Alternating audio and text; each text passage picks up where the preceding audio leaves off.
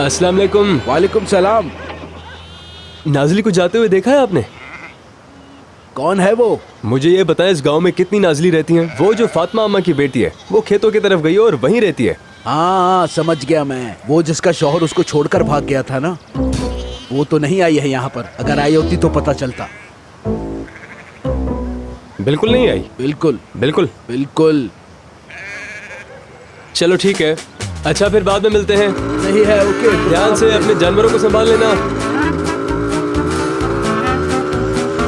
यार मुझे फौरन नाजली से मिलना है, गाड़ी जरा तेज चला लो प्लीज। याद सता रही है। इसको अपनी महबूबा याद आ रही है, जल्दी पड़ी हुई है इसको। अब कैसी महबूबा? अब तो इसकी बीवी है वो। अब इन लोगों को कोई अलग नहीं कर सकता। तुम बस आराम से गाड़ी चलाओ यार। चलो ठीक है, मैं तुम्हारी वजह से इस गाड़ी पे थोड़ा जुल्म कर देता हूँ। तुम्हारी मेहरबानी होगी, जरा तेज चलाओ। इस्मत, क्या कर रहे हो? सही से चलाओ यार। मैं तो कुछ नहीं कर रहा हूँ भाई। क्या हो रहा है ये? क्या हुआ? कसम से मुझे नहीं पता, मगर डरो नहीं मेरे मामू के बेटे, फिक्र नहीं करो। हम किसी को भी आधे रास्ते पर नहीं छोड़ते हैं। मैं अभी देखता हूँ इसे। या अल्लाह खैर करना। कसम से तुम लोगों की गाड़ी भी ना।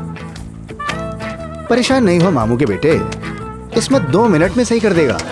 और मैं तुम्हें यहाँ बैठकर लतीफे सुनाता हूँ ताकि हमारा टाइम पास हो जाए।